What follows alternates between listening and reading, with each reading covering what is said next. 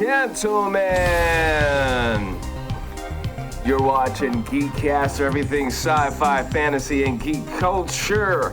Pop culture commentary. I'm Michael. Who do we have in the studio today? One and only Dayveonne Bussey. Phoenix Sparks. Mm-hmm. I guess that's my cue. Yeah, that was it. You missed it.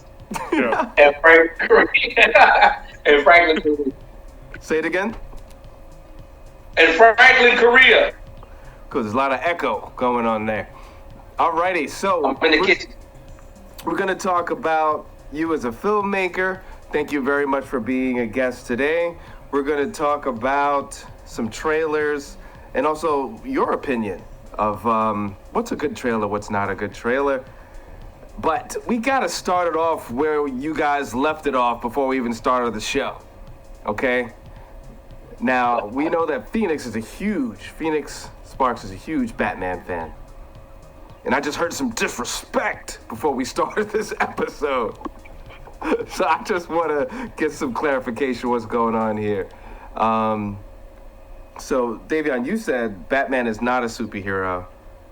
Yeah, he's a guy with gadgets that greatest detective. Wait. Who says that he is a superhero on this call?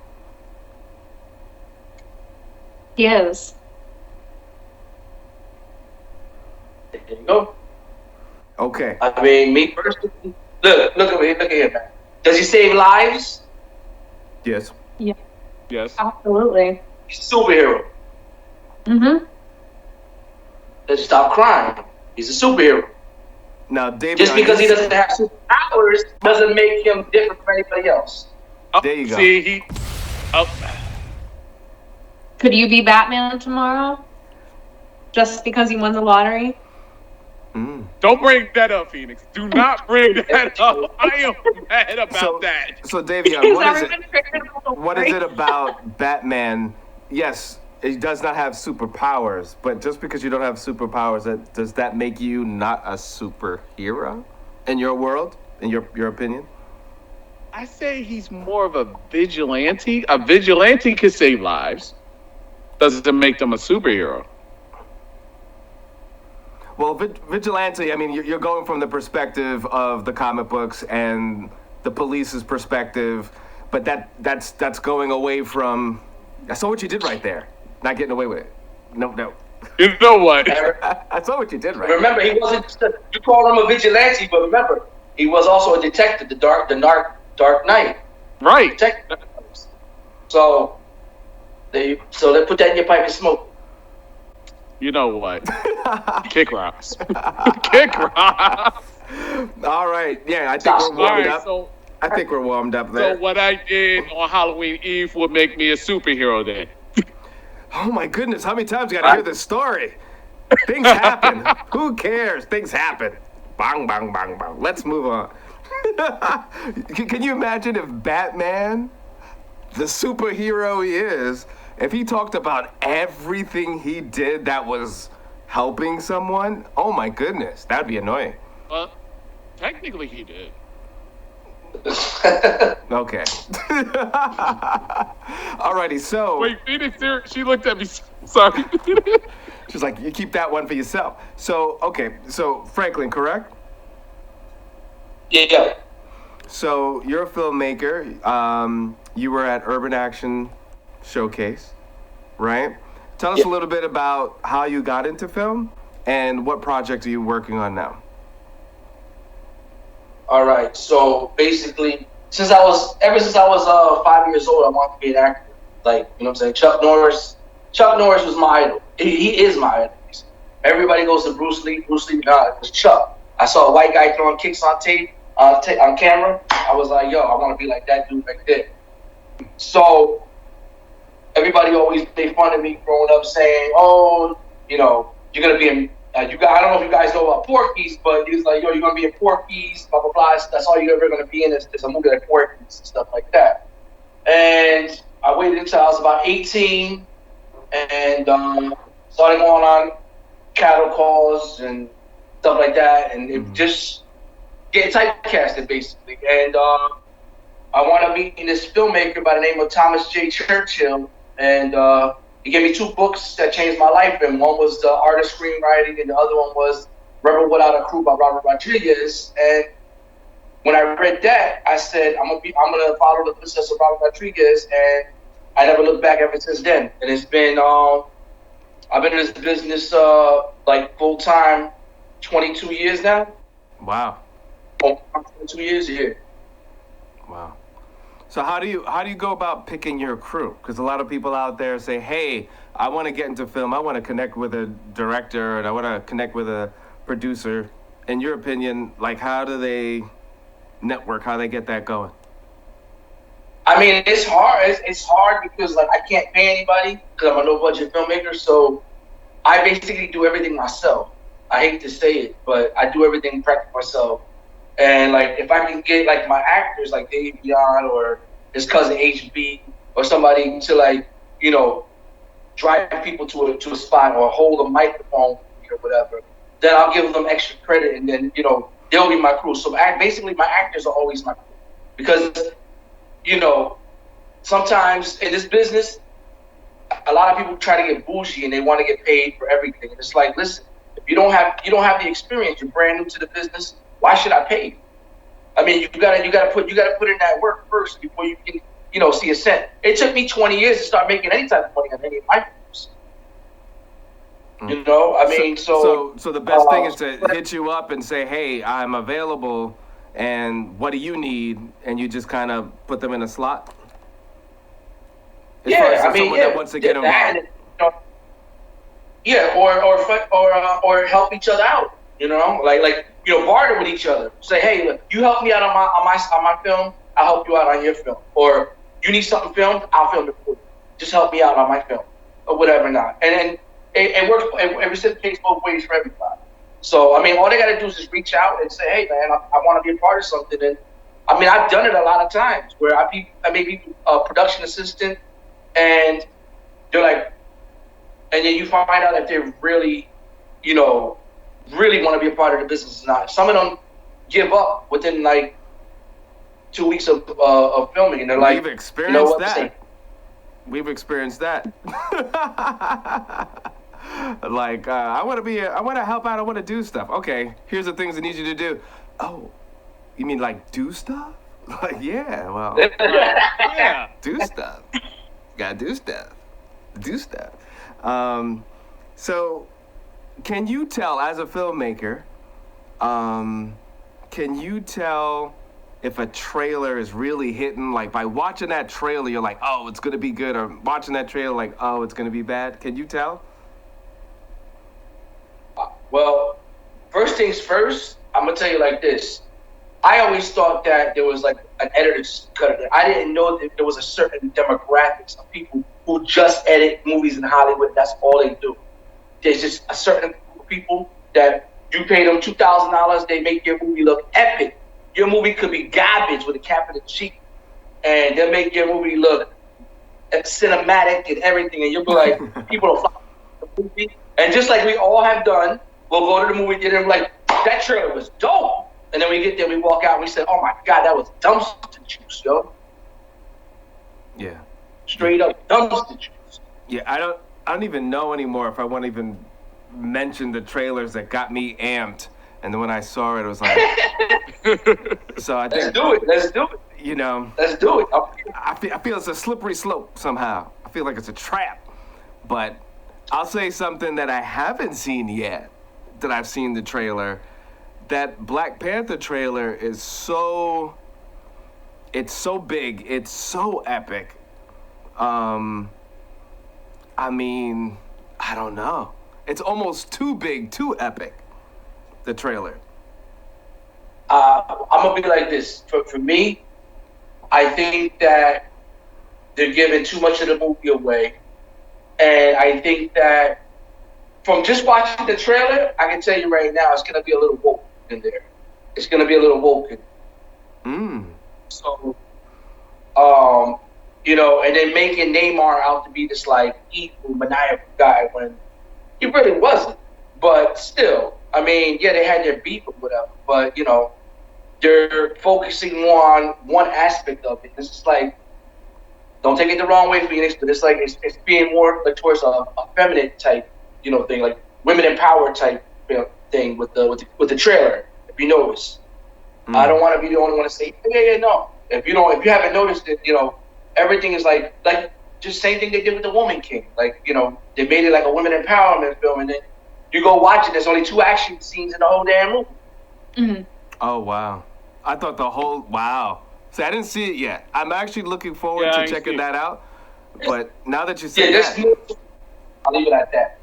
Well, the thing that paused me a little bit to check it out, because I like to look at the history behind it, and again, kind of laziness to take something interesting, visually amazing, but then historically it's like that particular group they're tapping into was a part of the slave trade, was for the slave trade, had no desire to get rid of the slave trade, but as far as what was presented, it was like, oh, they're part of it and they're trying to defeat and go against it. And that's not historically correct. So I don't know, I just feel it was such an opportunity, no matter which way you go, if you're gonna take these historical things, rock with it. The history is amazing as it is, but let's keep it. Don't just kind of cherry pick. That's just me, but I'm a history geek, so. Don't water it down. Don't water it down. Don't change things up. Just to make things fit politics in today's age. Right. Keep everything 110%. Let people see the actual reality of what happened. Did you see the Harriet You know what I mean? Tubman movie? Any of you? I have not. Me either. Nah. You didn't see I'm it? gonna be honest. It was beautifully shot. I think the actors did, it's a point where like the actors worked the material of what they were given. It's the best way to put it, right? So, but it was done really well, but I didn't like the fact that they added this foe that didn't really exist. Near the end, there was a scene that was like, at the end of the day, here's an individual. I said individual on purpose because I didn't want to say, oh, a woman. No, an individual, right? If you were trying to move past the sex thing, right? Here's a spirit, a strong warrior spirit that traveled all the way from down south, from upstate New York. She went all the way to what we know as Bed-Stuy. I mean, just imagine. I can't even walk to New Jersey, far more from New York to down south. So I mean, the amount of things that you could build up the intensity that were real. You don't need to add some fake battle guy. And again, I don't want to give it too much away, but there were things in there that just were Had like, no historic value to the film. no historic value, and there's so much value there. Again, good job from what they did with it. Yeah. But why did we do that? Why did we do that? I mean, Okay. I have an opinion. So the film's paying homage to historical people. Great. That's a respect that's owed. And then on the other side of it, it is something artistic. So to add drama and add things that weren't historically accurate, isn't that part of art? Isn't that part of making it a cinematic piece? Well, you know what? I would say hold on. I would say this. Like, where's the line? You know what's great? Which was a really good example was the Lincoln. What was it? Lincoln versus the vampires or something like that? No, Lincoln the Vampire Slayer. Okay, Yeah, yeah. Abraham. Lincoln the Vampire Slayer. Now, going into that, we already, just the title, I mean, okay, cool.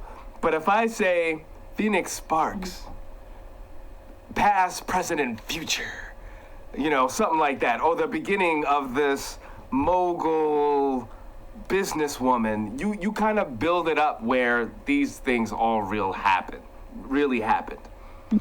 And I think you know, it's like playing with your audience. Check this out. This is real. This is real. This is. It's almost like Blair Witch every day now. Blair Witch Project. You know.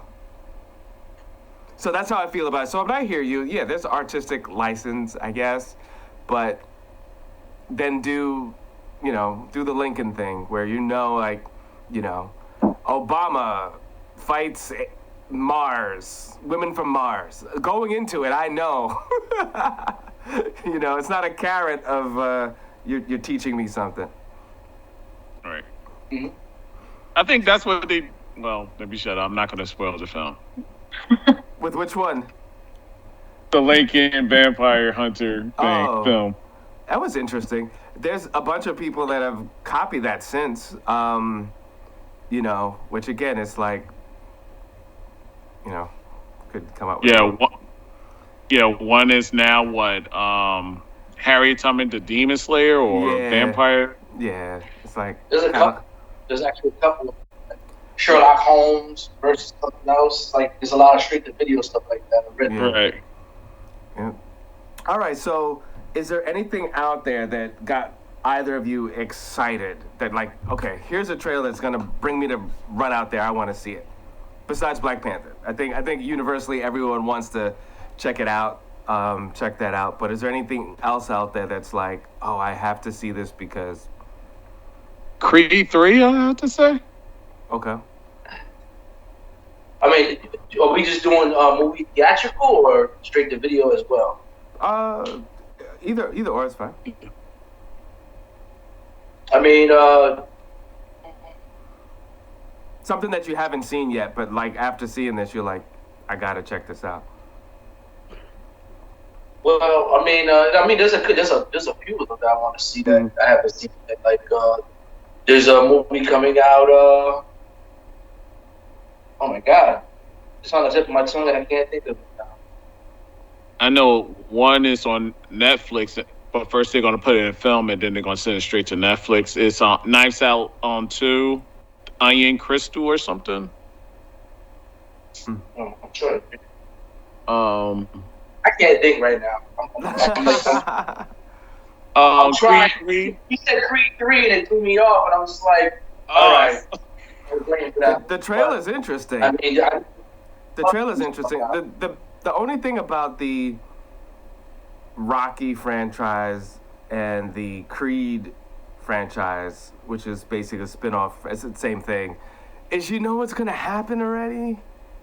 Pretty much.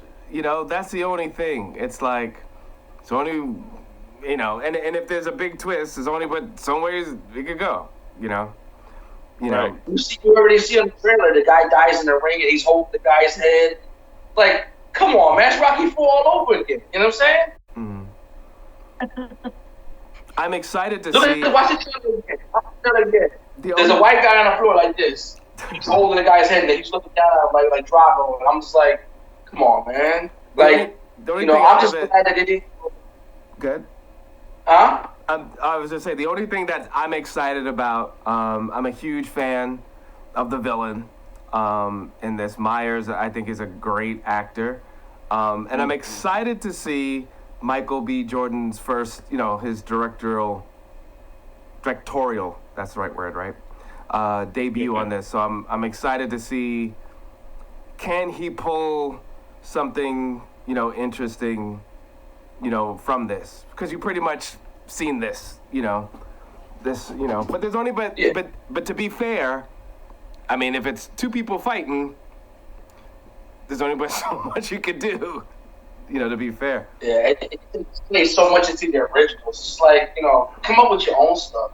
Mm-hmm. I'm just tired of people piggybacking off of other stuff. But I tell you, with all that backstory, and because it's so simple, if Michael B. Jordan makes this an amazing film, it proves that he's a good director. That's the other side to it. Right? That would be fair to say, right? Say it again? This is his first movie? That's his first movie he directed, yeah. Yeah. What about Ken? He just produced Ken. Yeah, he produced it. Yeah. He never directed. So. Oh, okay. I'm excited to see what you do, bro. Yeah, I'm excited. I'm excited because the thing is, he is an actor, right? So I find some of the best directors are actors. You know, Ron Howard, great director, but I don't even think people give him the props that he deserves as an actor. Like when you watch anything he's done, he doesn't come across non-believable. The Ron Howard? Yeah. And what's his name? That does all the Disney stuff. Starts with an Take it back to Backdraft and all that stuff. You know what I'm saying? Great. And then Favreau. He's a really good actor. I think this is why he's so good in directing. So we shall see. But also, there's a whole team. Say it again? I said, remember, Favreau came from the bottom. He started off as like a bit part extra actor in the back of films, and then worked his way up to the movie PCU. And then from PCU, he just escalated after PCU, and that's when he met up with Dayveonne. Remember, and then they did Swingers, and then they did the one with P Diddy. I forgot what was that one? Oh, I remember. I know what you're talking about too. It's like Swingers. When Diddy was like the mafia boss. That's not the one. That's the Vegas one. I forget, man. I think it was in Vegas. I think, but no, it was in New York, wasn't it? You know who I would love to see direct? Who got hold of a laptop to go on it right now? But we're still out here. Doing it right now. Dayveonne? I'm doing it right now. You know, I'm curious to see. I'm sorry, who? Get him It's a one-word movie. I know that. It's also, one word. Franklin, you're getting us so much echo. Can you like maybe go closer to the phone or? Okay, can you hear me now? That's a lot better, yeah. Because there's a lot of thing going over there. Is it get him to the Greek? That's get him to the Greek. No, man. Just look up Jon Favreau. Just look up Jon Favreau and check out IMDb. Is one it should be. Or you can just Google sequel to Swingers, and it should come up. Okay. It's a one-word movie, one-word title. All right. While you're moving to that, let's move on to something else. While you're looking that up, I know we're almost going to. We'll probably do that. Maybe next week we should start getting into that because gadgets. There's a lot of gadgets coming out, and basically, is it safe to say it's time to start shopping if you're into the whole holiday thing and giving gifts? I'd say so. Yeah. Oh. I'm getting all these things Yeah. from Best Buy and Amazon and all these. Hey, buy your stuff early. Don't worry, you can return it in January. I'm getting a lot of that. I just do it simple, man. I get everybody gift cards now. I'm just tired of it. I'm tired of getting people stuff that they don't want. You know what I'm saying? They're like, you bought the wrong penny size. You bought the wrong bra size. You bought the wrong T-shirt. Buy your own stuff now. Here you go. That's funny. There's no excuses now. You got your own money. Keep it simple. I'm sorry, no. Exactly. Or just like here, it's a $25 gift card from Applebee's or whatever. That's it. I buy everybody alcohol, unless I really, really know what to get you. Me. I mean, I feel like everyone appreciates alcohol, food, gift cards. Can't go wrong with food. People gotta eat. Can't go wrong with that. People gotta eat. That's it. Yeah. You gotta eat. All right, if you can't find it, I can't find it. Yeah. Google's not your friend. Google's not your friend. It's just a way I'm about to do something inappropriate on the show. Stop it. Oh boy. It's a shame. I just said, just look for this. Just put in sequel to Swingers, and that's what I did. And nothing's coming up. So, Franklin, I have a question for you. I have an answer for you. Oh, good. So, are you working on a film right now? that you wanted to talk about? Well, yeah. It's not. I'm gonna stay right here so you guys can hear me without the echo. I am working on since I won the award last week, I got so pumped. My adrenaline started going, and I'm still vexed, and it's hot, and I'm like, all right. So I talked to a couple people, and I was like, listen, let's make like a dystopia type sci-fi action film. And I told Dayveonne about this, and I was like, when we get off the air, him and I will talk more about it too. But his cousin HB already jumped on it. Was like, I'll do whatever. So yeah. So I'm looking towards doing I'm looking towards doing a dystopian type, Blade Runner type film. Put it that way. So a lot of synth wave and techno music and a lot of bone breaking, and it's gonna be graphic, of course. All my movies have to be graphic some way somehow. Mm-hmm. So yeah. So I'm working on something now. I don't have a working title yet, but yeah, I am working on a sci-fi dystopian type film right now. Well, I'm excited to check that out. Now, are you only going to put that out in film festivals, or are people able to see your stuff outside of that? Well, as of right now, if anybody wants to check out any of my work, they can go on Tubi TV. Practically all my work is on Tubi TV. That's just my income right there. And also, if they can't find something that I did that they want to see, they can always just contact me personally. And if I still have it here, I don't mind sending them a private link so they can check it out. Cool. That's just the type of dude. That's how I roll. Cool. That sounds. Oh yeah, exciting. and the movie is made. You hear me? The movie is made. Oh, sorry. It's called Made, right? Correct. I told you. It took you that long? Because when you said P. Diddy was in it, they have nothing on P. Diddy in that film.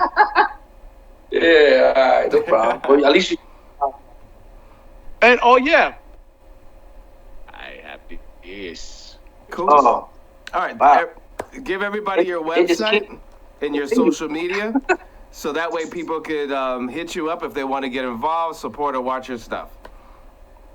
Oh yeah, you can just Google me. My name is all over the place on Google, but I'm always on Facebook, always on Instagram, and I'm on the Twitter thing now, and also TikTok, because everybody's on TikTok now. So We're running out of time. Once Give it to us. That's what I said. Right, Franklin, just to Google my name, Franklin Correa, or Frank White 78 on Twitter, TikTok, Instagram. Cool. Dayveonne Bussey on all the things except for Twitter and Twitch. Jamal Williams Show. Phoenix Sparks _official on Instagram, Twitch. Excellent. And Michael, and you're watching GEEKCASTER. Go to geekcaster.com, GEEKCASTER on IG. Oh yeah, my Instagram is Michael7Michael. There you go.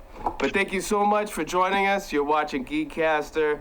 And if you're watching us on cable, thank you very much. If you're watching us on YouTube, or even if you're watching us on IG, either way, we thank you. Leave us a message. Anything you want us to talk about in the future, we appreciate you.